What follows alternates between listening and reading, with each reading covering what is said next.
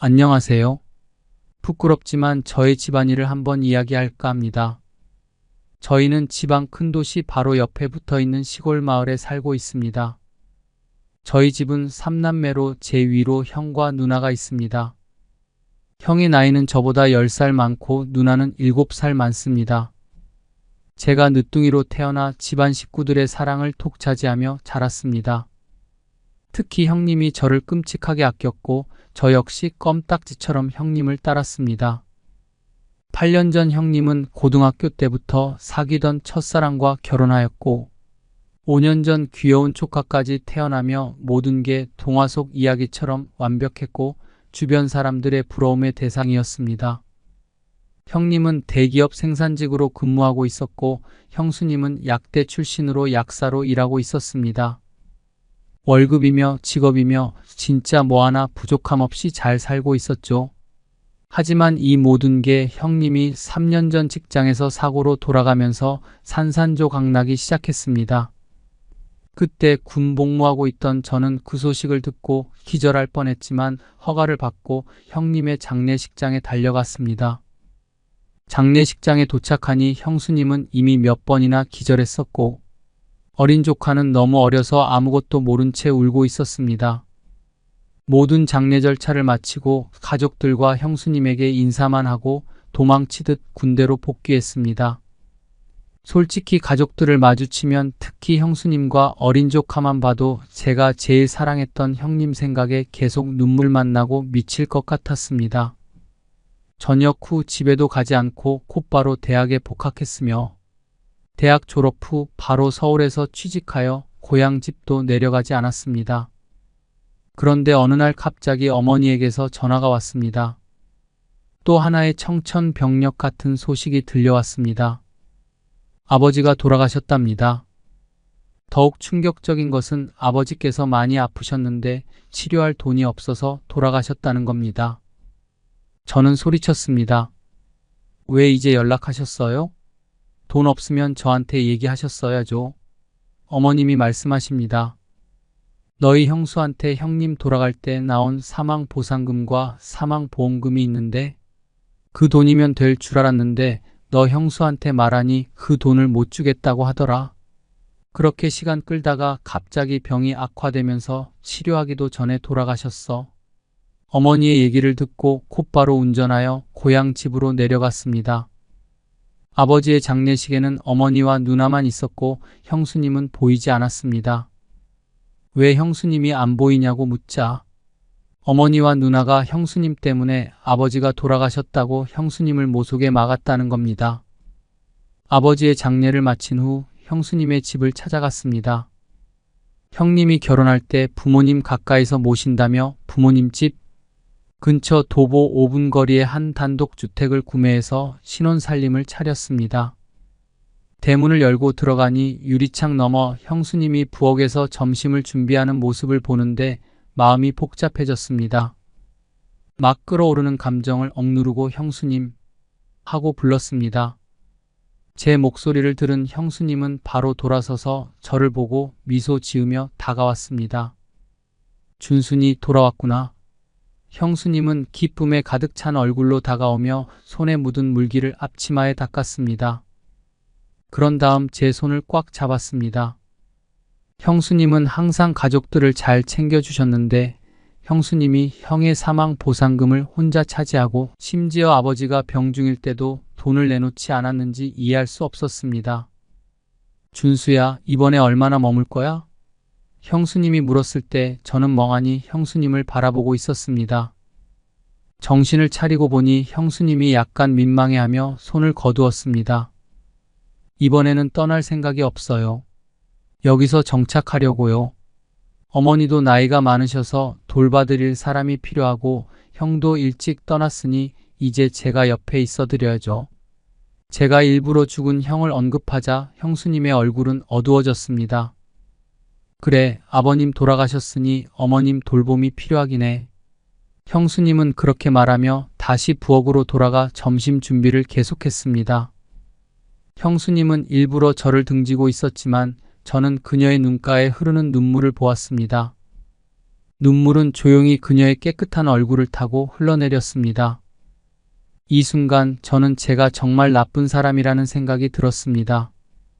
형수님이 형을 깊이 사랑한다는 것을 알면서도 그녀의 상처를 후벼 파고 있었으니까요. 하지만 다시 생각해보니 형수님이 정말로 속임수를 쓰고 있을 수도 있다는 생각이 들었습니다. 아버지가 병중일 때도 돈을 내놓지 않았던 그녀가 너무나도 매정하다고 느껴졌습니다. 더 화가 나는 것은 마을 사람들이 형수님이 정숙하지 못한 여자라고 소문을 내고 다닌다는 것입니다. 심지어 형과의 아이도 외간 남자와의 사이에서 낳은 것이라는 소문까지 있었습니다. 마을 사람들뿐만 아니라 어머니와 친척들까지도 형수님이 남자를 만나고 있다는 의심을 하고 있었습니다. 점심 먹고 가. 형수님이 눈물을 닦으며 말했습니다. 네, 형수님이 만든 음식이 그리웠어요. 점심 식사 중에 형수님은 마음에 많은 걱정을 안고 있는 듯 보였습니다. 저는 밥을 몇 입 먹고 나서 일부러 말했습니다. 형수님, 제가 내일 부동산에 가서 집을 보려고 해요. 그래서 돈을 좀 빌리려고 하는데요. 얼마나 필요해? 형수님이 물었습니다. 저는 형수님이 돈을 탐내는 사람이라고 생각해 단번에 거절할 줄 알았지만 뜻밖에도 거절하지 않았습니다. 2억 원이요. 저는 잠시 망설이다가 형의 사망 보상금과 같은 금액을 말했습니다. 형님이 회사에서 산재로 사망 보상금으로 2억 원 받았고 보험사에서는 사망 보험금을 3억 받았습니다. 형수님이 이 돈을 선뜻 내줄 수 있을지 궁금했습니다. 준수야, 미안한데 사망 보험금은 손대면 안 돼. 아이 앞으로 정기예금 들어놨어. 그거 빼고 내가 그렇게 큰 돈은 없지만 최대한 도와줄게. 또 다른 방법을 찾아볼게. 형수님은 얼굴이 굳어졌지만 직접적으로 거절하지 않았습니다. 고마워요, 형수님. 우리는 가족이잖아, 고맙긴. 하지만 형수의 능력도 한계가 있어서 많이 도와줄 수 없을지도 몰라. 그땐 형수를 원망하지 마. 형수님은 미소 지으며 말했습니다. 점심을 먹은 후 저는 마을 집으로 돌아갔습니다. 어머니와 누나가 저를 방으로 끌고 들어가 물었습니다. 어때? 너 형수가 뭐라고 하니? 어머니는 작은 목소리로 물었고 옆에서 누나는 귀를 쫑긋 세우고 있었습니다. 두 사람은 제가 무슨 말을 할지 기다리고 있었습니다. 저는 형수님에게 돈을 빌리러 갔다는 사실을 어머니와 누나가 이미 알고 있습니다. 그들의 기대 어린 눈빛을 보며 깊은 숨을 내쉬고 말했습니다. 형수님이 돈을 주겠다고 했어요. 정말? 2억 원을 준다고 했다고? 어머니는 놀라며 말했습니다. 그래도 양심은 있군. 형수님이 돈을 주겠다는 소식을 듣고 어머니는 바로 기뻐했습니다. 옆에 있던 누나도 기뻐하며 웃었습니다. 형수님이 2억 원을 준다고 한 건 아니고 최대한 도와주겠다고 했어요. 제가 설명했습니다. 역시나 그럴 줄 알았다. 너 형이 정말 눈이 멀었지. 그런 바람기 많고 욕심 많은 여자를 아내로 맞다니. 어머니의 말에 순간 화가 치밀었지만 지금은 감정을 드러낼 때가 아니었습니다. 어머니, 지금 그 말이 무슨 소용이 있어요? 돈은 그녀 손에 있는데 우리가 어떻게 할 수 있겠어요? 올케가 돈을 주겠다고 했으니 기다려보자고요. 어머니가 문 밖으로 나가 형수님과 따지려는 것을 보고 누나는 어머니를 붙잡고 달랬습니다. 기다려보자고요. 올케가 정말 돈을 얼마나 줄지 보자고요. 저녁이 되어 어두워졌을 때 누나는 저를 데리고 밖으로 나갔습니다. 누나는 미심쩍은 표정으로 저를 끌고 집 담벼락 뒤로 숨었습니다. 누나, 왜 그래? 조금만 기다려봐. 곧 알게 될 거야. 누나는 미리 설명하지 않았습니다. 담벼락 너머로 고개를 내밀고 바라보니 마을 사람들이 3355 산책하는 모습이 보였습니다. 산책하는 걸 보라는 거야? 그 사람들이 단순히 산책만 하는 게 아니야. 모두 올케 집으로 가는 길이야. 누나의 말에 나는 의심이 들었지만 입으로는 형수님을 변호했습니다. 형수님은 그런 사람이 아니야. 그러나 속으로는 형수님의 아름다운 몸매가 떠올라 흔들렸습니다. 형수님은 형님과 결혼하고 귀여운 조카까지 낳았지만 그녀의 몸매는 여전히 완벽했습니다. 그녀의 슬림하지만 풍만한 몸매와 연예인급 미모는 아마 동네 남자들이 가만두지 않을 겁니다. 형수님이 정말로 그런 사람이라면 다른 남자들이 그녀에게 접근하지 못하게 막아야겠다는 생각이 들었습니다. 올케가 다른 남자와 놀아나도 그 5억 원은 우리한테 내놔야 해. 누나는 분노하며 말했습니다. 곧 마을의 남자들이 형수님의 집 방향으로 향하는 것을 보고 저는 참을 수 없어 문을 박차고 나갔습니다. 누나는 뒤에서 저를 불렀지만 저는 형수님 집으로 달려갔습니다. 집에 도착하니 남자들이 형수님 집 앞 도로에서 이야기만 하고 있었습니다. 제가 다가가자 모두 떠났습니다. 형수님 집은 어두웠고 형수님이 다른 남자와 함께 있는 장면이 떠올랐습니다. 저는 형수 집 문을 두드리며 소리쳤습니다. 형수님, 형수님. 그러나 아무런 대답이 없었습니다. 창문을 통해 안을 들여다보니 방은 비어 있었습니다. 형수가 다른 남자와 있지 않다는 사실에 안도했지만 형수님과 조카 시우는 어디에 있는지 걱정되었습니다. 형수님의 전화번호가 없어 도로에서 기다리기로 했습니다. 누나가 숨을 헐떡이며 달려왔습니다. 올케 집에 없어? 응. 저는 고개를 끄덕였습니다. 그럼 뭐하러 여기 있어? 어서 집에 가자고. 그 바람기 많은 여자가 마을 남자들만 노리는 게 아니야. 아마 다른 남자들 만나러 갔을 거야. 매일 그렇게 꾸미고 다니잖아. 누나의 말에 저는 충격을 받았습니다. 형수님이 다른 남자들과 어울린다는 것은 생각도 못했습니다. 하지만 형수님이 다른 남자들과 어울리는 모습이 떠오르자 화가 치밀었습니다. 시우는 어디에 있는 거야? 저는 조카 시우가 걱정되었습니다. 올케가 애까지 데리고 나가서 그 짓거리 하겠지. 하지만 시우가 오빠의 아이인지도 확실하지 않아. 누나는 화가 나서 말하며 저를 끌고 집으로 돌아갔습니다. 그날 밤 잠을 이루지 못했습니다. 젊고 아름다운 형수님이 머릿속에서 떠나지 않았습니다. 밤 10시 넘어 형수님 집으로 다시 갔지만 여전히 집은 비어 있었습니다. 형수님을 기다리며 집 앞 도로에 앉아 있었습니다. 저는 형수님의 집 앞에서 기다리다가 잠이 들었습니다. 얼마 지나지 않아 형수님 광민지의 목소리가 들려왔습니다. 준수야, 왜 여기서 자고 있는 거야? 저는 눈을 비비며 깨어났습니다. 꿈인가 싶었지만 형수님이 눈앞에 있는 것을 보고 정신이 들었습니다. 형수님, 어디 갔다 오신 거예요? 제가 급히 일어나며 묻자 형수님은 미소 지으며 저를 집 안으로 이끌었습니다. 형수님은 저에게 따뜻한 꿀물을 내주었고 저는 감사히 마셨습니다. 형수님은 잠시 후 검은 가방을 들고 나왔습니다. 그 안에서 1억 원을 꺼내며 말했습니다. 이것밖에 줄 수 없네. 나머지는 다른 곳에서 구해봐. 형수님은 피곤한 얼굴로 말했습니다. 저는 그 돈을 받으며 형수님에게 고마움을 표했지만 마음 한편으로는 형수님의 태도가 마음에 들지 않았습니다. 돈을 받아 집으로 돌아가니 어머니가 바로 가방을 열어 확인했습니다. 그러나 가방 안에 1억 원밖에 없다는 것을 알게 된 어머니는 분노했습니다. 역시 그 여자를 만만하게 보면 안 돼. 어머니는 이를 갈며 말했습니다. 누나는 어머니를 달래며 말했습니다. 어쨌든 1억 원을 받았으니 나머지는 다른 방법을 찾아보자고요. 그 여자가 오빠의 돈을 가져가게 놔둘 순 없어요. 저는 형수님에 대한 의심과 분노로 가득 찼습니다.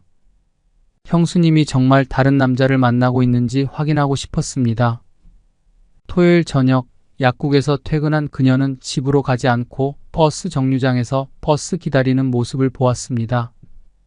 저는 형수님 몰래 따라가기로 했습니다.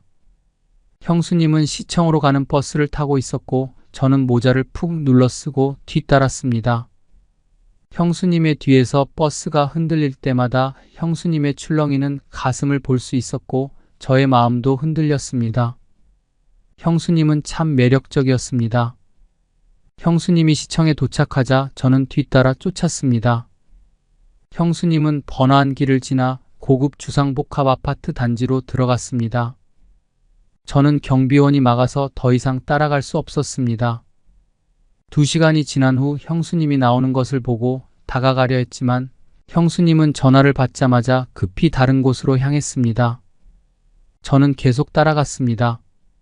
얼마 지나지 않아 형수님이 또 다른 아파트 단지로 들어갔습니다. 저는 밖에서 밤 9시 반까지 기다리니까 그가 피곤한 몸을 이끌고 나오는 것을 보았습니다. 그러나 그녀는 집으로 돌아가지 않고 길가에 잠시 앉아 쉬더니 늦은 밤에 운영되는 길거리 포장마차로 걸어갔습니다. 그녀는 주인에게 인사한 후 앞치마를 두르고 설거지를 시작했습니다. 이때 저는 제가 잘못 추측했음을 깨달았습니다.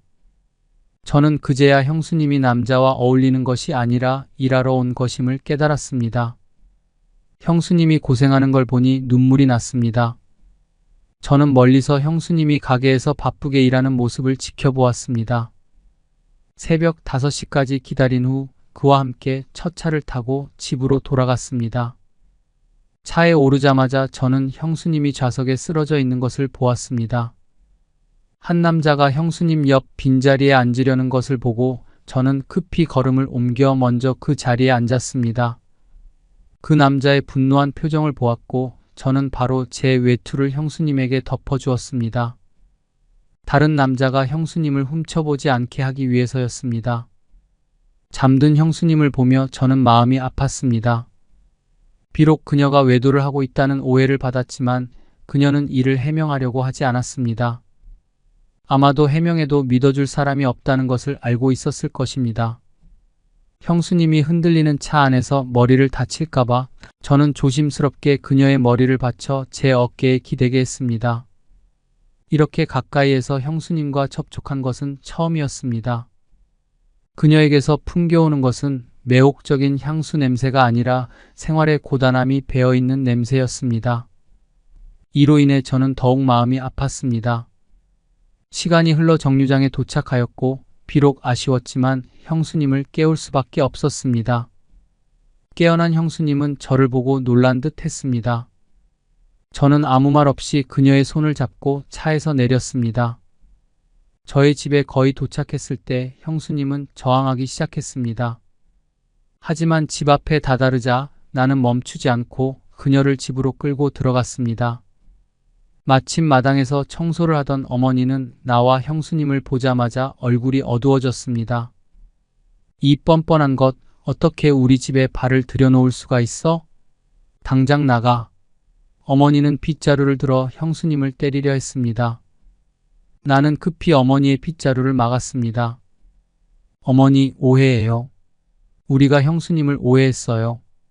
그러나 어머니는 내 말을 들으려 하지 않고 나를 끌어당기며 형수님을 가리켜 욕하기 시작했습니다. 그때 소란을 듣고 누나가 헝클어진 머리로 나왔습니다. 누나는 형수님을 보자마자 머리카락을 잡아챘습니다. 누나 미쳤어?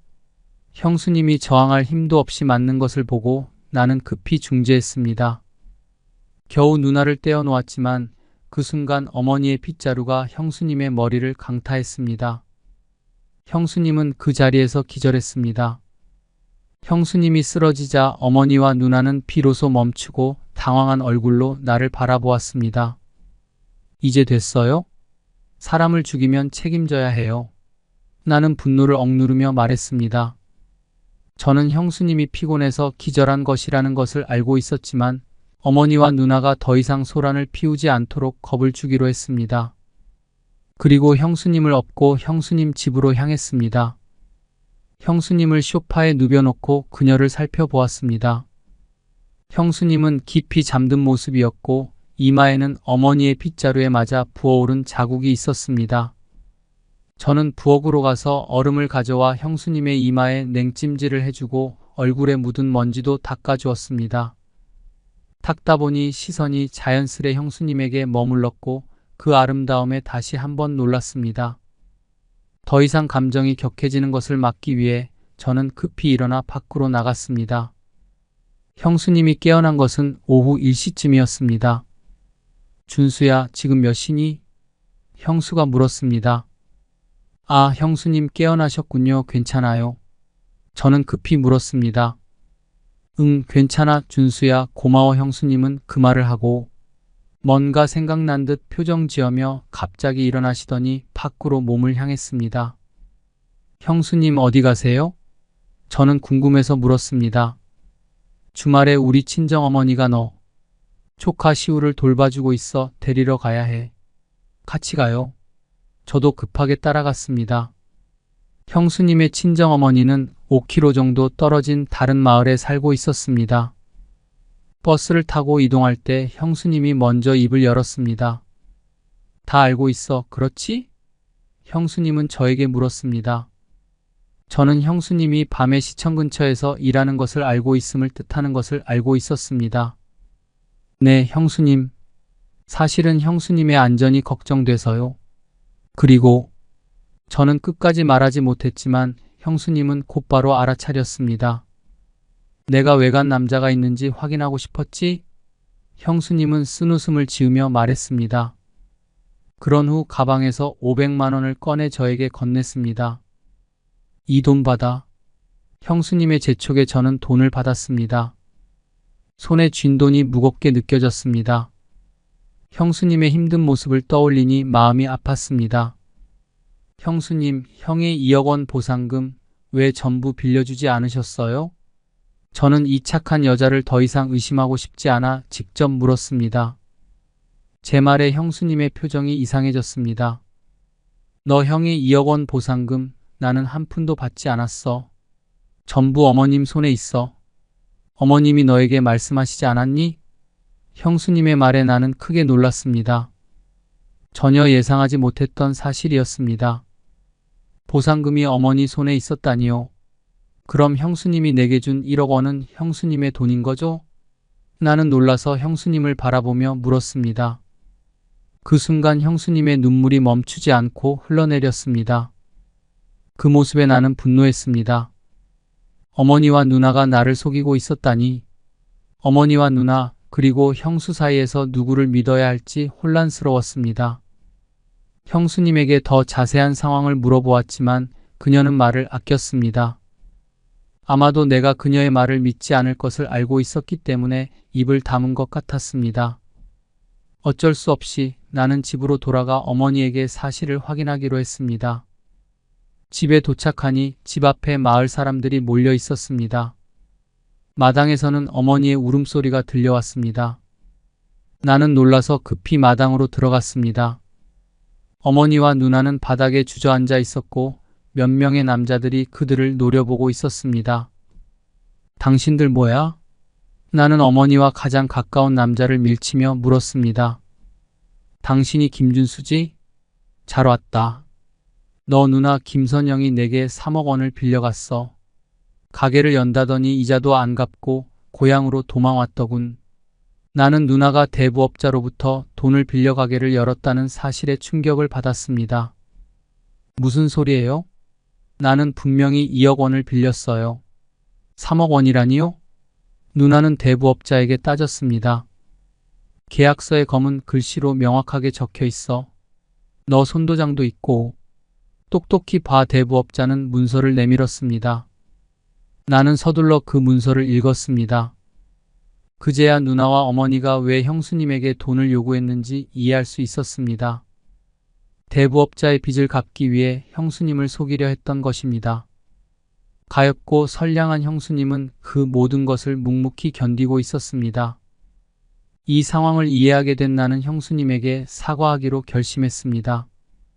형수님은 우리 가족의 고통을 혼자서 짊어지고 있었고 그동안 나는 그녀를 오해하고 있었음을 깨달았습니다. 형수님은 누나가 대부업자 돈을 빌린 사실을 알고 있었던 것 같았습니다. 하지만 저를 걱정시키고 싶지 않아서 말을 아낀 것이겠죠. 이제 누나와 어머니의 계획은 모두 드러났습니다. 누나, 가게를 열었으면 돈을 벌었을 거 아니야. 어떻게 된 거야? 저는 손에 쥔 계약서를 꽉 쥐며 분노를 억누르고 물었습니다. 누나는 눈물을 흘리며 말했습니다. 나도 사기를 당했어. 돈을 모두 빼앗겼어. 경찰에 신고는 했어? 저는 다시 물었습니다. 신고했지만 그 사기꾼의 전화번호도 가짜였고 이름도 가짜였어. 누나는 눈물을 흘리며 답했습니다. 사실은 누나가 결혼할 마음먹은 남자친구가 있었는데 그 남자와 동업해서 돈 좀 벌면 결혼식을 올릴 예정이었다고 합니다. 하지만 그 놈은 사기꾼이었고 이미 돈을 들고 도망쳤습니다. 어머니도 급히 나서서 변명했습니다. 준수야, 그만해라.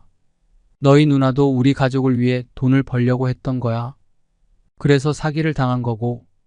저는 어머니의 변명에도 불구하고 상황의 심각성을 느끼며 무력감을 느꼈습니다.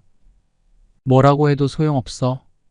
먼저 형수님이 준 1억 원을 빚 갚는 데 써. 대부업자들은 돈을 받기 전에는 떠나지 않을 기세였습니다. 어머니는 형수님이 준 돈을 내놓았습니다. 하지만 1억 원으로는 부족했습니다. 준수야, 그 여자에게서 더 가져와. 누나는 눈물을 흘리며 말했습니다. 1억 원으로 부족하니 오빠의 사망보험금에서 더 내놓으라고 해. 저는 형수님의 고생을 생각하며 화가 났습니다. 누나, 정신 차려. 미쳐도 단단히 미쳤구나. 나는 누나의 뺨을 때렸습니다. 너 미쳤니? 외부인을 위해 누나를 때리다니. 어머니는 저를 밀치며 소리쳤습니다. 형수님이 힘들게 번 돈을 빼앗으려 하지 마세요. 형의 보상금은 이미 어머니가 가져가셨잖아요. 형수님이 준 1억 원은 형수님이 주말에도 쉬지 않고 밤까지 새가며 일을 해서 모은 돈이에요. 형수님이 얼마나 힘들게 일하는지 알아요. 너희 집안 사정에는 관심 없고 빨리 돈이나 갚아. 그렇지 않으면 이자를 더 받을 거야. 제가 어머니와 누나에게 화를 내고 있을 때 옆에 있던 대부업자가 제 말을 끊었습니다. 어쩔 수 없이 어머니는 그제서야 2억 원을 꺼내어 무서운 대부업자들을 보냈습니다. 대부업자들이 떠난 후 구경하던 마을 사람들은 어머니와 누나를 손가락질하기 시작했습니다. 형수님에 대한 외도 소문도 이 순간 모두 사라졌습니다. 뭘 봐. 모두 나가. 어머니는 화가 나서 마을 사람들을 내쫓았습니다. 나는 거실에서 어머니와 누나를 노려보았습니다. 준수야, 화내지 마. 나도 어쩔 수 없었어. 정말로 너를 속이고 싶지 않았어. 누나는 조심스럽게 말했습니다. 나를 속인 것도 화가 나지만 왜 형수님을 모함했어? 형수님이 외도했다는 거짓말까지 퍼뜨리고 형의 2억 원 보상금은 또 왜 어머니한테 있는 거죠? 나는 분노를 참지 못했습니다. 무슨 말을 하는 거야? 그 여자가 외도한 건 우리가 퍼뜨린 게 아니야. 마을 사람들이 한 말이야. 그게 우리랑 무슨 상관이야? 어머니가 즉시 반박했습니다. 그러니까 형의 보상금을 독차지한 거 인정하시는 거죠? 아버지가 병원비가 없어서 치료를 못 받은 것도 어머니가 치료를 포기하고 모든 책임을 형수님에게 떠넘긴 거잖아요. 정말 너무하시네요. 나는 화를 참지 못하고 말했습니다. 너 왜 이러는 거야? 말끝마다 형수님, 형수님, 차라리 너 형수랑 같이 살지 그래? 자식 키워서 뭔 소용 있니? 내가 너 아버지를 치료하고 싶지 않았겠니? 하지만 아버지의 병은 정말 더 이상 치료할 수가 없었어. 그래서 돈을 더 쓰는 게 의미가 없다고 생각한 거야. 어머니는 더 큰 소리로 반박했습니다. 나는 어머니의 말에 충격을 받았지만 더 이상 어머니와 누나의 논리에 동의할 수 없었습니다. 형수님이 그동안 얼마나 고생했는지 알고 있었기 때문에 형수님을 위해 싸우기로 결심했습니다. 형수님은 어머니와 누나 때문에 밤새가며 고생하고 있어요. 그걸 생각해 본 적 있으세요? 저는 원망의 말을 하려 했지만 어머니의 목소리가 저보다 더 컸습니다. 그러나 아버지는 이미 돌아가셨고 더 이상 이 문제로 다투는 것도 의미가 없었습니다. 어쨌든 이 일은 어머니와 누나가 잘못한 것입니다. 누나, 형수님에게 빌린 1억 원 잊지 말고 꼭 갚아. 그 돈은 형수님과 시후의 생활비야. 나는 어머니와 누나를 보며 무력감을 느꼈습니다. 돈을 꼭 갚으라고 당부했지만 어머니는 불만을 터뜨렸습니다. 뭘 갚아?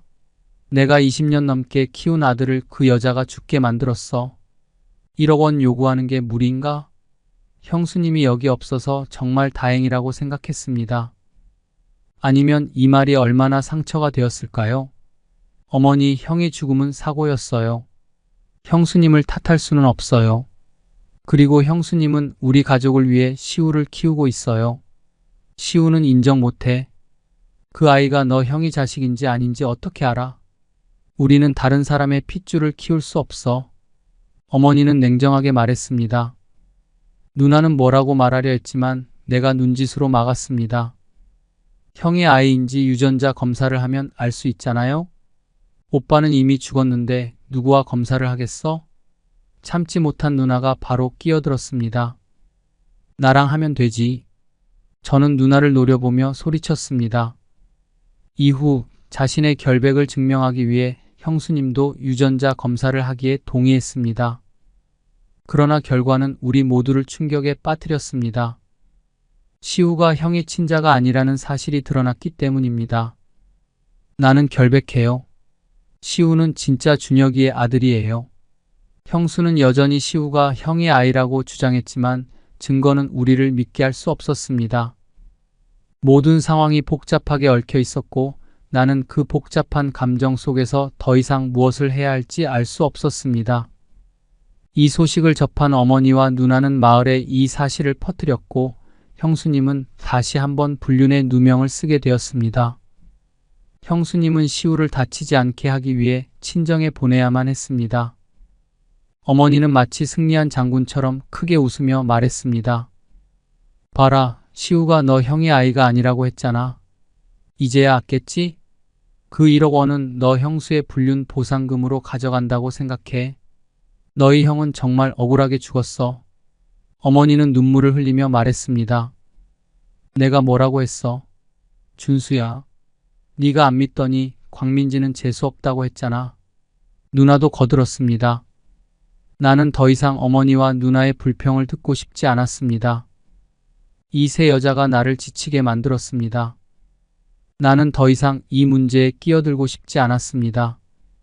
늦은 밤 화장실에 가기 위해 일어났을 때 맞은편 방에서 빛이 새어나오는 것을 발견했습니다. 문틈으로 들리는 속삭임 소리를 듣고 귀를 기울였습니다. 엄마, 그 광민지 진짜 뻔뻔해. 남의 아이를 낳아놓고도 여기에 남아있다니. 내일 가서 제대로 혼내주고 돈을 더 뜯어내고 집도 뺏자. 누나가 말했습니다. 그래, 우리 집이 3억 원이나 손해를 봤어. 어떻게든 돈을 받아내야 해. 어휴, 이 가시나 너 때문에 이게 뭔 고생이고. 어머니가 말했습니다. 하지만 광민지를 이렇게 괴롭히는 게 죽은 오빠가 보면 화낼지도 몰라. 누나는 말했습니다. 걱정 마, 너희 친오빠가 아니야. 내가 입양한 아이일 뿐이야. 걔를 키우면서 들어간 돈이 얼만데 한 푼도 못 벌고 죽었으니 그 여자에게 돈을 받아내야지. 어머니의 말은 나에게 큰 충격을 주었습니다. 나는 그 자리에서 멈춰서 더 이상의 대화를 듣지 못했습니다. 형이 친형이 아니었고 입양된 아이라는 사실을 이제야 알게 된 것입니다. 시우와 내가 혈연 관계가 없다는 것도 이제 이해가 갔습니다. 방을 박차고 들어가 사실을 밝히고 싶었지만 어머니와 누나가 바로 부정할 것을 알고 참기로 했습니다. 형수님과 시우를 위해 무엇을 해야 할지 생각하기 시작했습니다. 이 상황을 바로잡기 위해서는 어머니와 누나의 잘못을 밝히고 형수에게 사과하게 하는 게 맞다는 결론에 이르렀습니다. 아침이 되자 어머니와 누나는 형수님을 마을 입구에서 기다리고 있었습니다. 형수님이 일을 마치고 돌아오자 어머니는 큰 소리로 형수님을 모욕하기 시작했습니다. 곧 많은 마을 사람들이 구경꾼으로 몰려들었습니다. 형수님은 무력하게 어머니의 모욕을 참아야 했습니다. 친자 확인 결과가 있었기 때문입니다. 나는 형수님의 옷을 잡아당기며 망신을 주는 어머니와 누나를 보며 분노가 치밀었습니다. 심지어 형수님의 옷을 벗기려는 사람들도 있었습니다. 저는 완전히 폭발하여 그 남자 중 하나를 걷어차 버렸습니다. 형수님을 단단히 감싸기 위해 제 옷을 벗어 그녀에게 덮어주었습니다. 형수님은 잘못이 없어요. 잘못은 어머니가 친자식이 아닌 형을 입양한 것뿐이에요. 어머니는 제 말을 듣고 놀란 듯 말문이 막혔습니다. 형수님은 좋은 사람이에요. 아무 잘못도 하지 않았어요. 더 이상 비난하지 마세요. 어머니도 여자이신데 어쩜 이렇게 마음이 독하실 수 있으세요? 말을 마치자마자 어머니의 손바닥이 제 얼굴에 떨어졌습니다. 매우 아팠지만 제 마음은 오히려 시원했습니다. 배신자 같은 놈, 차라리 걔를 키우는 게 낫겠다. 이 여자를 계속 감싸면 너도 자식으로 인정하지 않을 거야. 저도 당신같이 지독한 어머니는 필요 없어요. 제가 어머니와 대치하고 있을 때 형수님이 갑자기 우리를 떼어놓았습니다. 형수님은 눈물이 가득한 눈으로 어머니를 바라보며 물었습니다. 준수가 말한 게 사실인가요? 준혁 씨가 정말 당신의 친아들이 아닌가요? 너무 많은 짐을 지고 있던 형수님은 결국 참지 못하고 어머니의 옷깃을 잡아챘습니다. 나는 처음으로 형수님이 화내는 모습을 보았지만 이를 막지 않았습니다. 그래, 내가 준혁이를 키우기 위해 얼마나 고생했는데 보상을 받아야지. 짐승도 키우면 돈이 되는데 사람을 키우면 더더욱 그렇지. 어머니의 말에 형수님은 참을 수 없었는지 어머니의 뺨을 세게 때렸습니다. 어머니의 입가에서 피가 났고 형수님의 분노가 얼마나 큰지 알 수 있었습니다. 어머니, 이번이 마지막으로 어머니라고 부르는 걸 거예요. 앞으로는 제가 형을 대신해 형수님과 조카를 잘 돌볼 거예요. 어머니는 누나가 모시도록 하세요. 말을 마친 후 저는 형수님을 데리고 형수님 집으로 향했습니다. 마을 사람들의 시선을 뒤로하고 형수님과 함께 마을을 떠났습니다. 우리는 버스를 타고 시우 데리러 형수님 친정집으로 향했습니다. 버스 안에서 우리는 아무 말도 하지 않았고 분위기는 어색했습니다. 내가 무슨 말을 해야 할지 고민하고 있을 때 형수님이 먼저 입을 열었습니다. 너희 형은 이 집에서 힘든 시간을 보냈어. 매달 월급을 전부 어머니에게 드렸고 우리 가정을 위해 밤에 아르바이트를 해야 했어. 형이 사고로 사망한 날도 어머니와 돈 때문에 말다툼을 하다 사고가 난 거야. 형수님의 눈에는 눈물이 맺혀 있었고 나는 더 이상 참을 수 없었습니다. 그녀를 꼭 안아주었습니다. 왜 지금까지 안 떠나고 여기 살고 계시는 거예요? 왜 말을 하지 않으셨어요? 형수님에게 묻자 형수님은 조용히 대답했습니다. 여기에는 나와 너 형의 추억이 가득 차 있어. 그래서 떠날 수 없었어. 형수님의 대답은 내 마음을 깊이 울렸고 나는 그녀를 더욱 강하게 안았습니다. 그 순간 내 마음속에는 그녀에 대한 존경심과 애정이 가득했습니다. 그때 내 휴대전화가 울렸습니다. 어머니의 전화였습니다. 나는 전화를 받을지 말지 고민하고 있었는데 형수님이 대신 전화를 받았습니다. 준수야, 엄마가 잘못했어. 엄마가 준혁이와 시우 엄마를 괴롭힌 건 잘못이었어. 집에 돌아오면 안 되겠니? 엄마는 너 없이는 안 돼. 너는 엄마의 소중한 아들이야. 전화기 너머로 어머니의 울음소리가 들려왔습니다. 어머니가 잘못을 인정했지만 형수님과 형을 그렇게 대했다는 생각에 저는 용서할 수 없었습니다. 준수야, 엄마가 정말 잘못했어. 용서해주면 안 되겠니? 시우 엄마랑 함께 돌아오면 안 되겠니? 엄마가 부탁할게. 제가 아무 말도 하지 않자 어머니는 형수님에게도 사과하기 시작했습니다. 우리는 당분간 돌아가지 않을 거예요. 집에서 잘 반성하세요. 전화를 끊고 형수님을 다시 끌어안으려 했지만 형수님은 갑자기 저를 밀치며 말했습니다. 김준수, 정신 차려. 나는 너의 형수야. 딴 생각하지 마. 오늘의 사연 여기까지입니다. 구독, 좋아요, 알람 설정 부탁드립니다. 더 많은 사연글 수집해서 올리겠습니다.